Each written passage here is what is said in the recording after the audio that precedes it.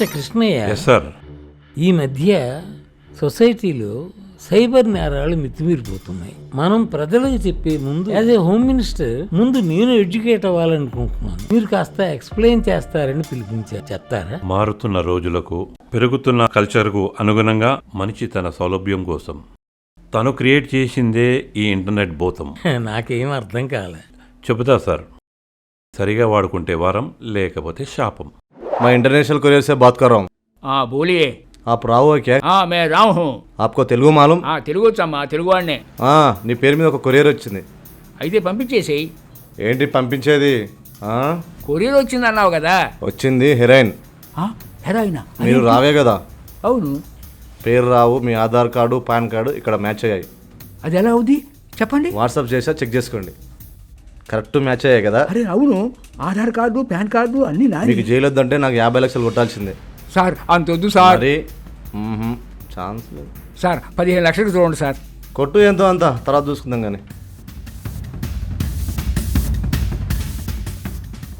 ఓఎల్ఎక్స్లో BMW car 5 lakhs అని పెట్టారు. అవును. మరీ ఇంత చీపా? చీటింగా? Mind your tongue. I am an army officer. నేను అమెరికా వెళ్లే ముందు మధ్యతరగతి వాళ్ళకి ఏదైనా సహాయపడాలని ఇలా చేస్తున్నాను. ఓహో. కారు నీకు డెలివరీ అయిన తర్వాతే పేమెంట్ చేయి. Thank you sir. Car Hyderabad border వరకు వచ్చింది.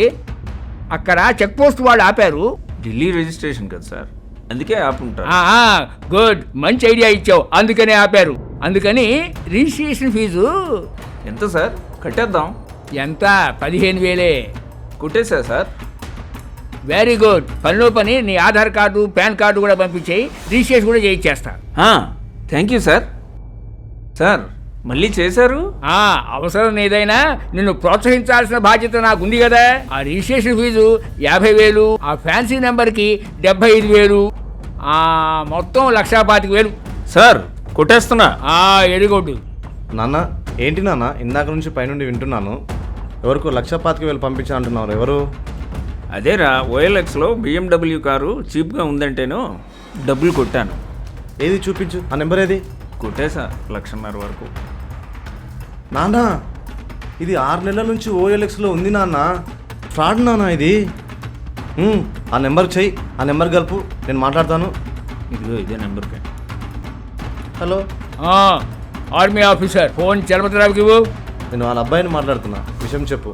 మరో ₹1,00,000 వెంటనే పంపిస్తే రిమైనింగ్ బ్యాలెన్స్ నేను అమెరికా వెళ్ళిన తర్వాత తీసుకుంటా. ముందు మేము పంపించిన డబ్బులు వెంటనే పంపించకపోతే నీ మీద పోలీస్ స్టేషన్కి వెళ్ళాల్సి ఉంటుంది మేము. అరే కొడుకు బక్రే, నేనేసే టోకరా నుంచి నువ్వు భలే తప్పించుకున్నావురా. మీ అయ్యకి చెప్పు, ఆ ఫోన్ స్పీకర్ ఆన్ చేయి. మీ అయ్యకి చెప్పు ఆడు మోసపోయాడని.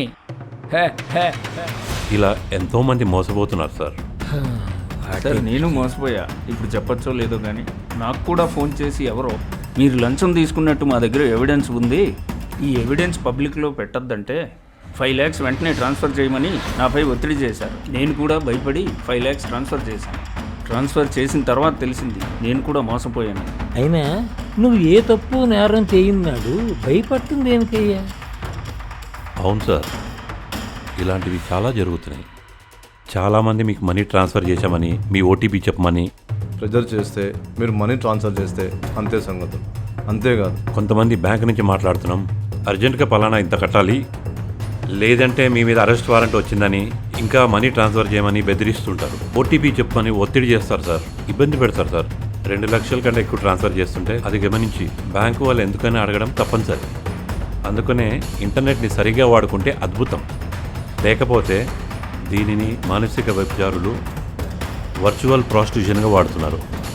దీనివల్ల ఎన్నో కుటుంబాలు కాలరాసిపోతున్నాయి సార్. అలాంటిది ఒక సంఘటన. చిన్మయ్, డాడీ చదివింది చాలు, కాపీ పడుకో. Okay dad. ఇంతవరకు గ్యాప్ లేకుండా మనం చాటింగ్ చేస్తూనే ఉన్నాం కదా. అంతలోనే ఆగలేకపోతున్నావా? ఎప్పుడు పెడతావు నీ పిక్? ఫేస్బుక్లో ఆల్రెడీ పెట్టానుగా. ఏంటి, హీరోయిన్ సమంతదా? మరి నువ్వు మాత్రం నీ డీపీలో రితిక్ రోషన్ని పెట్టలేదా? వాయిస్ వినాలని ఉందంటే నువ్వేం చేస్తున్నావు? ఆర్టిఫిషియల్ ఇంటెలిజెన్స్ ద్వారా వాయిస్ పంపిస్తున్నావు. నీ పిక్ అంటే రితిక్ రోషన్ పెడుతున్నావు. మరి నేనెందుకు అవుట్ అవ్వాలి? అమ్మాయి చెప్పేది నీకే, పోయి పడుకో అమ్మా. అదే మీ అమ్ముంటే కనుక అన్ని తనే చూసుకునేది. ఇక పడుకో తల్లి. ఏయ్, చెప్పేది నీకే. మా వార్డెన్ కూడా ఇటే వస్తోంది. మా ఫ్రెండ్స్ కూడా చూస్తున్నారు. చూస్తే బాగోదు. మళ్ళీ చేస్తానే. బాయ్. ఓకేనా? అమ్మయ్యా, ఇప్పటికి మా మమ్మీ పడుకుంది. అది సరే, అది పడుకుందా? అదే మీ వార్డెన్. చుట్టుపక్కల మీ ఫ్రెండ్స్ ఎవరు లేరు కదా?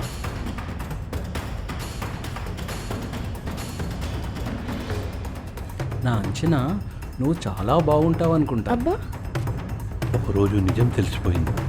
దాని ఫలితం